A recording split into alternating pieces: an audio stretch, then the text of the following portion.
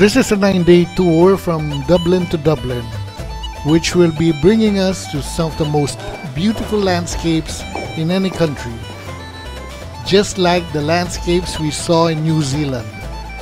They will also be on the southernmost part of the island. Since it's still early, we go out of the hotel to explore the surroundings. We do a walking tour on our own.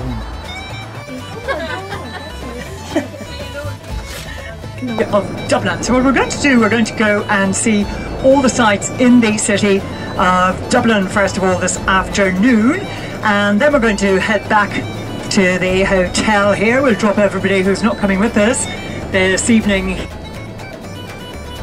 In this city tour, we will be seeing some more places which we were not able to see during the first 2 days when we were on our own.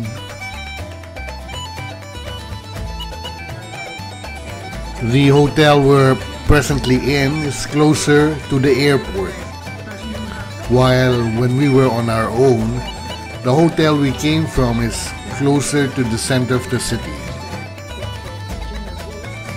This is the Broadway or West End of Dublin.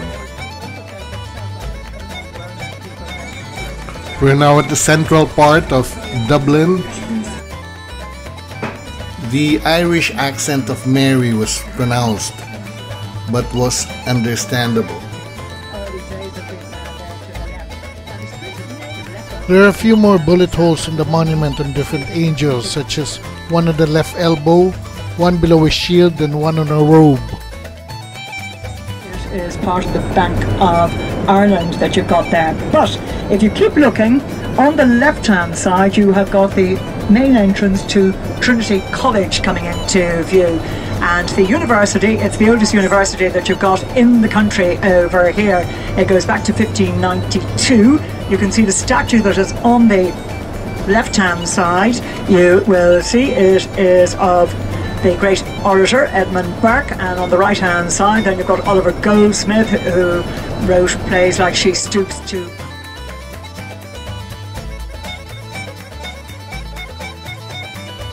ahead of you, straight up in front of you here. That's where any of you that are fans of people like U2, the rock band, where they would have started, you know, just playing on the street and people throwing money at them, was up there on Grafton Street. So you very often have lots of musicians up around the area there trying to...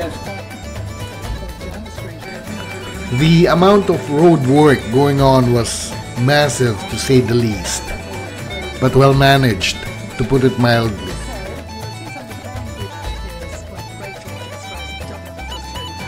This is now the more historic part of Dublin.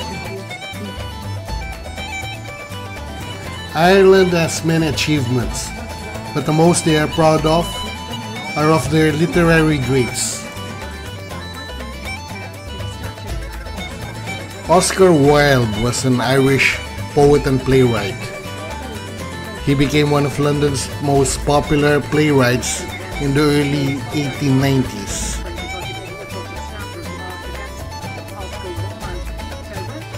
Wilde's jacket, head and hands are made of jade, his collar of tulite, his trousers of larvicite, and his shoes of granite. There.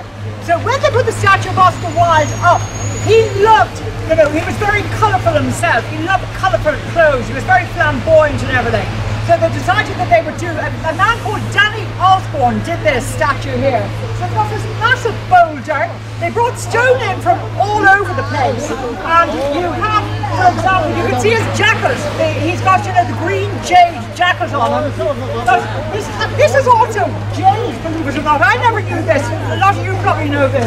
But this is, his hands and his face and everything are also jade. It's a jade that comes from Guatemala.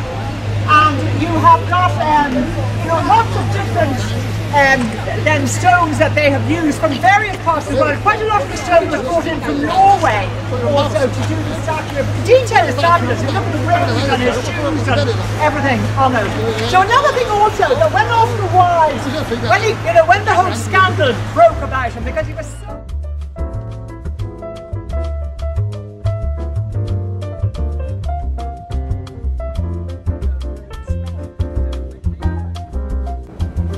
This is supposed to be the most elaborately decorated door in Dublin.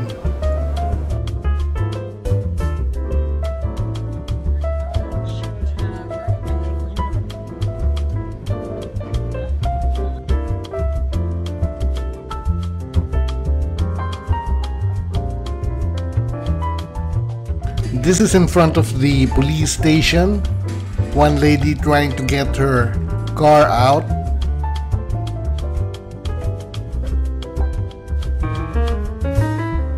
The central bank head office was here until 2017.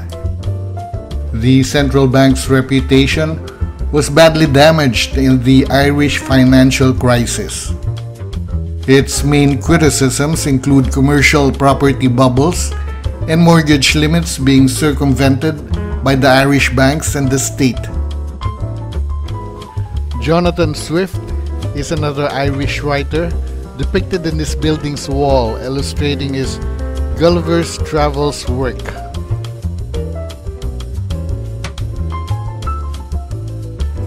James Joyce, William Butler Yeats, George Bernard Shaw, and Samuel Beckett are other notable Irish literary greats.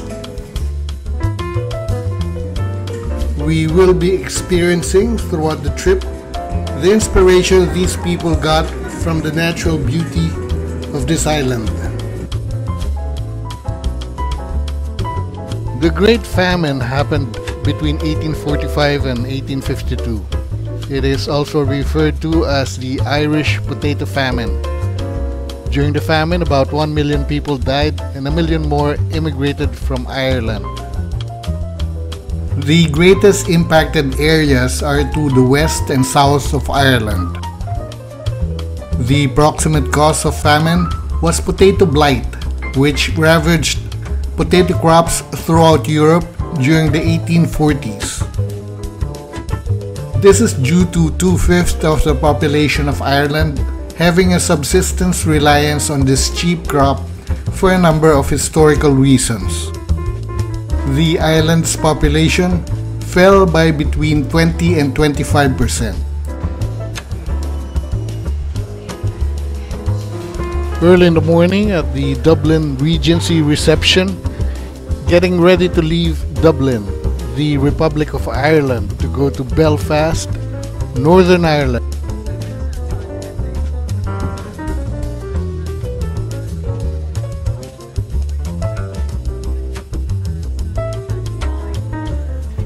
Belfast is home to the political murals of the 20th century Troubles conflict and the Titanic Quarter.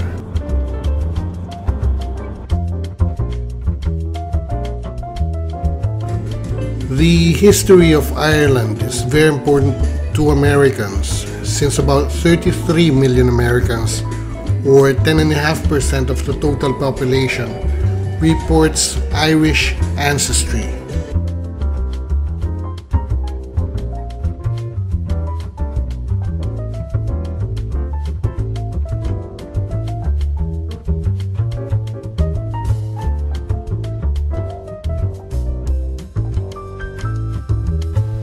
Cultural links between Northern Ireland and the rest of Ireland and the rest of the UK are complex, with Northern Ireland sharing both the culture of Ireland and the culture of the United Kingdom. The notable characteristic of an ideal Irish seems to be the mastery of literature. Mary, our guide, was a quintessential Irish woman who had the gift of gab, who held in attention our ears whenever she spoke. We could perceive the literary prowess of the Irish in her. Down Cathedral is a Church of Ireland cathedral located in the town of Downpatrick in Northern Ireland. It is an ancient ecclesiastical site with a church dedicated to the Holy Trinity recorded in the 12th century. Saint Patrick was reputedly buried here in 461 on Cathedral Hill, together with Saint Bridget and Saint Columba. Saint Patrick was a 5th century Romano-British Christian missionary and Bishop of Ireland. He was known as the Apostle of Ireland and the primary patron saint of Ireland, along with Saints Bridget of Kildare and Columba. He is also venerated in the Anglican Communion, the Old Catholic Church, and in the Eastern Orthodox Church as equal to the Apostles and Enlightener of Ireland. St. Patrick's Day is observed on the 17th of March, the supposed date of his death. It is celebrated inside and outside of Ireland as a religious and cultural holiday. According to the Confession of Patrick, when he was about 16, he was captured by Irish pirates from his home in Britain and taken as a slave to Ireland. Looking after animals, he lived there for 6 years before escaping and returning to his family. In the early 20th century, Harland and Wolff, which built the Titanic, was the world's biggest shipyard. Belfast played a key role in the Industrial Revolution and was a global industrial center until the latter half of the 20th century. The best months to visit Belfast would be between April and June, when the temperature would be between 6 and 14 degrees centigrade, and rainfall would be the least.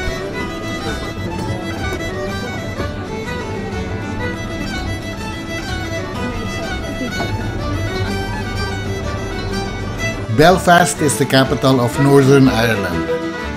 It is the largest city in Northern Ireland and second largest city on the island. By the early 1800s, the town was home to a major port. It also later sustained the major aerospace and missiles industry. Industrialization and the inward migration it brought made Belfast Ireland's biggest city at the time. The city suffered greatly during the Troubles and was once considered in the 70s and 80s as one of the world's most dangerous cities. Right hand side. Okay, so that was really, really, really good. You wouldn't walk down the street or go to it unless somebody told you at all.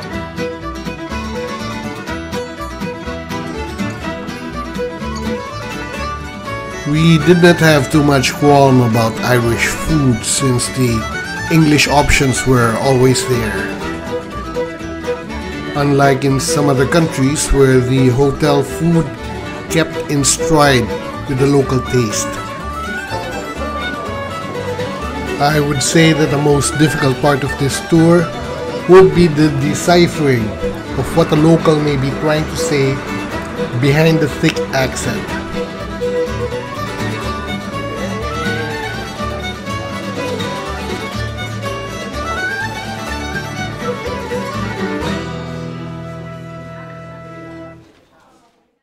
We're now at room 211 at the Jury's Inn in Belfast, Northern Ireland.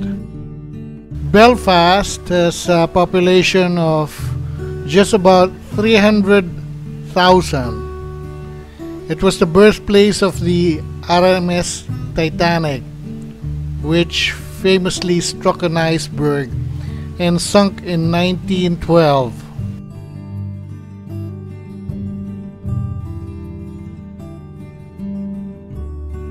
Since 1906, the flag at the Belfast City Hall had been flown every day of the year. This is the City Hall of Belfast. In 2012, the City Council voted to limit the days that the Union flag flies from City Hall to no more than 18 designated days. Belfast had been the scene of various episodes of sectarian conflict between its Catholic and Protestant populations. The most recent example was known as the Troubles, which raged from 1969 to 1998. The IRA detonated 22 bombs in the Belfast city centre in 1972 on what is known as Bloody Friday, killing 11 people. You want to say, "Ooh, hello"? So, you're going tomorrow morning where I grew up, so listen to the local people who work at the Giant's Causeway. You won't have a clue what some of them are saying. Now, you're free for dinner tonight. You're staying in a great location. You're very centrally located. You're just 2 blocks from City Hall in this direction, and more importantly, you're about 100 yards in this direction from the most famous pub in Belfast, the Crown Bar. So you're within staggering distance. In the 19th century, we had 4 world-leading industries. We had the world's largest linen industry. Everybody's heard of Irish linen. The world's largest rope works, ROPE, the world's largest engineering works, and the world's largest shipbuilding industry, all here in Belfast. And they built this magnificent city hall to show off Belfast. You can see it here to your right. It opened in 1906. No expense was spared. In front of City Hall you can see Queen Victoria's statue. Now, she's recently been cleaned. She looks lovely. She was a bit grubby a few months ago, but now she looks lovely. Now, some people say she wasn't very well when she visited Belfast. She had her gallbladder removed, and that's what she's holding in her hand. The Titanic Visitor Centre that you're going to visit only opened in 2012, and until it opened, this was about the only thing that you could see in the city centre in Belfast that showed the Titanic was built here. We just did Cross of Death just here to your right, and it shows a drowning soul and 2 sea nymphs. And if you want to get up and take a photograph, you're very welcome. And on either side of this memorial are 22 names. Garden of Remembrance, we remember those who died in the First and Second World Wars. And it's become part of the tourist trail. And a lot of people don't like the political graffiti. On the right hand side of the coach, you're very welcome. Now, there's a whole wall here. It's known as the International Wall. Now, I'm going to tell you a lot about it, and then we'll move forward. If we move forward now, we'll just block the whole road because there's a junction up ahead. So this wall is probably one of the most famous walls in Belfast. And in this neighbourhood, you've more of an Irish viewpoint. But this is known as the International Wall, and you can see the first painting there. It says "Free all political prisoners." Now, that's not just an Irish. The 10 men who died in the hunger strikes in 1981. Now, the most famous of those is on the bottom left-hand side of that horseshoe shape. His name is Bobby Sands, and he was the first of the 10 to die in the hunger strikes. Now, later on up this road, I'm going to show you another painting that is dedicated to Bobby Sands, and it's probably the most famous painting in the whole city, because a painting similar to that appeared in the opening scene of the film, In the Name of the Father. So we'll point out, sometimes asked me in the past, do the government not stop this is political graffiti. In the past, during the Troubles, numerous websites, Belfast political paintings, Belfast political murals, lots of these paintings appear on the internet. So the one here to the front of the coach on the right, you can see, has a white background. It has the 4 provinces and the 4 shields. In the middle you have a map of Ireland. 32 is the number. There are 32 counties in Ireland. 26 belong to the Republic of Ireland and 6 belong to Northern Ireland. Some people would prefer Northern Ireland to be part of the Republic of Ireland. Keep looking to the right and the paintings continue right around the wall. The third one along, back over your right shoulder, is Nelson Mandela. Very famous international figure who had absolutely nothing to do with Belfast. But his painting is here showing the international viewpoints. the flag you'll see flying. There's the flag of the Republic of Ireland, the green, white and the orange, the tricolour. Have a look down this street to the right. The next painting I'm going to show you is again on the right hand side, and Rhoda's going to pause shortly and you'll see it. It's the painting of Bobby Sands.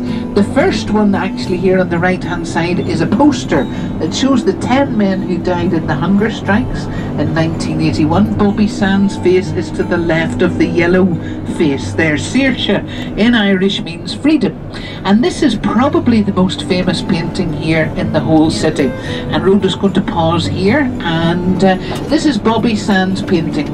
He died on the 5th of May 1981 after 66 days without food, and he was 27 years of age when he died. And they were on hunger strike because they were prisoners in jail and they wanted to achieve political status. They did eventually achieve political status, but 10 men died in the... Sinn Féin is a political party with a very Irish viewpoint. In Irish it means we ourselves or ourselves alone, and our Deputy First Minister is a member of Sinn Féin, and he made world headlines 2 years ago because he shook hands with the Queen, and people never thought that was going to happen, so most people here welcomed that handshake. Of course, we can't continue to argue. The only way forward is to have communication with people with a different viewpoint.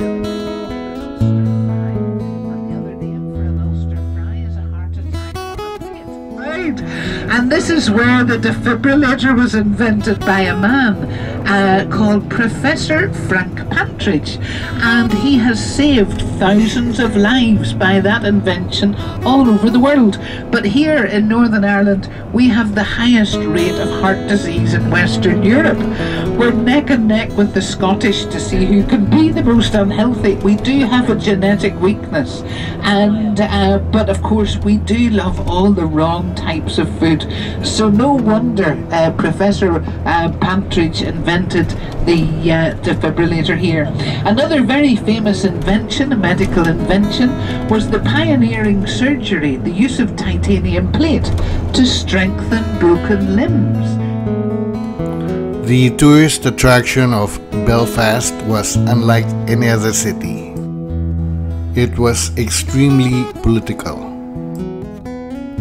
We were the ones who missed out on nightlife in this city, and I am so envious of the young people today. They're going out into a normal city. The choice of nightlife, we had about 2 city centre cinemas, 2 city centre restaurants, and we did have a bit of nightlife, but it was nothing compared to the choice today. Now we're going to go up now towards Queen's University. Queen's University is named after Queen Victoria building. Now it's not just the original building, it's got much bigger from when it opened in 1845. The university is associated with 2 Nobel laureates and 1 Turing Award laureate. And we have 3 children born within 3 years. And then we bought a TV. I have to say that it makes Rhoda laugh every time. No, we're twins, we're not that bad. And we were Just a minute, pointing it out is that's the reason we're now looking after our Victorian architecture, and I'm going to point out a couple of examples where the Victorian architecture is being preserved on the outside but it's been modernised on the inside, because you mustn't destroy the Victorian architecture anymore. You only appreciate things, unfortunately, when they're gone, and then it's too late. So we realised just in the nick of time now that in front of us there are 2 naked men, ladies. And one lady said to me last week, she says, "Don't bother, dear, showing me naked men. I'd rather have a cup of tea."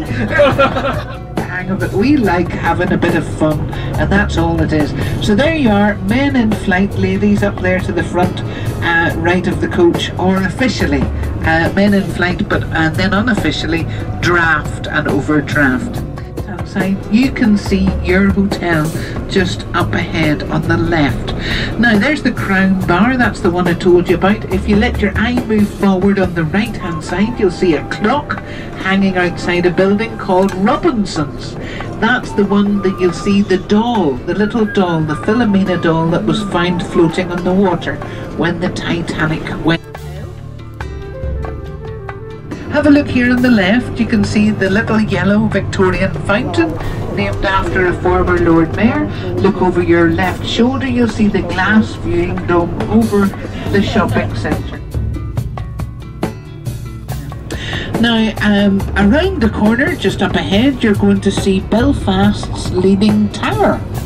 You've heard of the Leaning Tower of Pisa, but you haven't heard of the Leaning Tower of Belfast. So named after Prince Albert, he died when he was only 42 years of age and Victoria was devastated. Many cities built things in honour of him. Have a look to the right, can you see the lovely carving in the stone above the doors and the windows? Again, that's a Victorian building preserved on the outside but modernised on the inside. The next building here on the right hand side is the former Customs House. Now it's the headquarters of the Inland Revenue. Now it's right beside the river and it used to have wooden foundations, so we didn't care if it fell into the river. We thought we wouldn't have to pay any more taxes, but guess what? They've replaced the wooden foundations with concrete and we still have to pay our taxes, unfortunately. On the left you'll see the River Lagan, but Belfast gets its name from its second river, the River Farset. Look to the right at the end of this building and you will see the Leaning Tower leaning towards us and slightly to the left, the Albert Memorial Clock Tower, or the Albert Clock for short. New courthouse, 17 years old.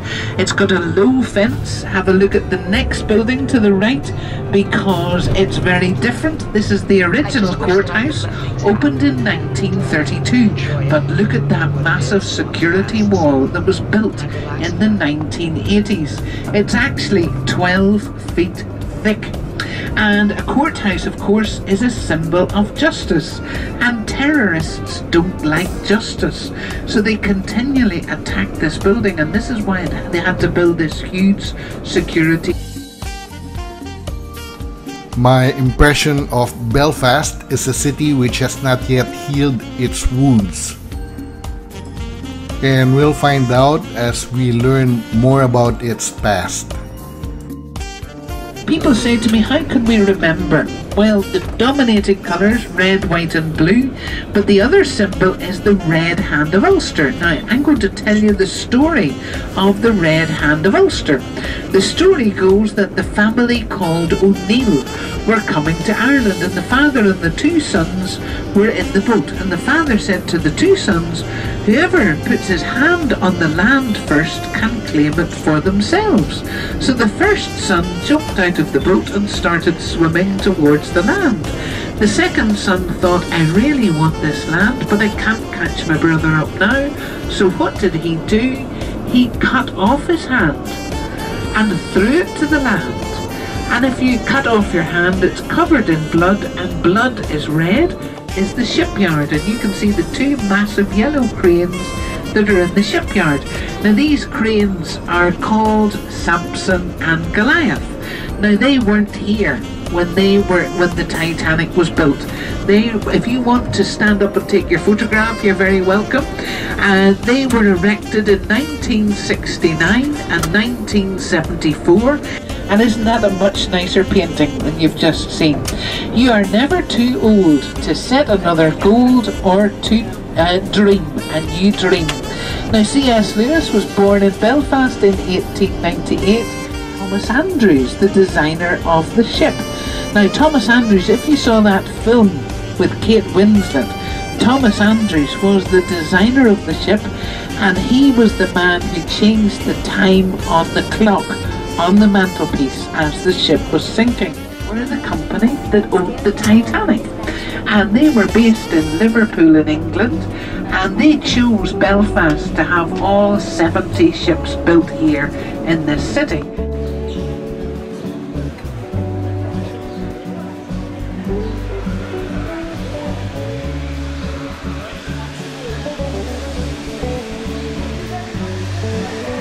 The most authentic thing about the Titanic in this place is the shipyard. Most of the artifacts are in various museums all over the world. What is on display are new accurate replicas with embellishments like pictures, videos, and hologram. The most impressive thing I saw was the architecture of the building. Titanic had an estimated 2,224 people on board when she struck an iceberg.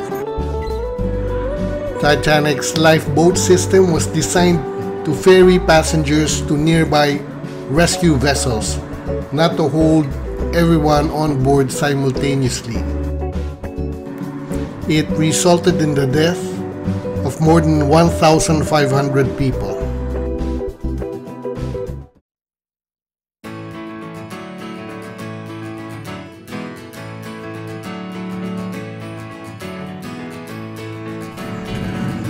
As we leave Belfast, we ponder on the irony that the Troubles and the sinking of the Titanic are two tragedies which has become synonymous with Belfast and has become part of its attraction. We're also about to find out that Europa Hotel also adds to that irony.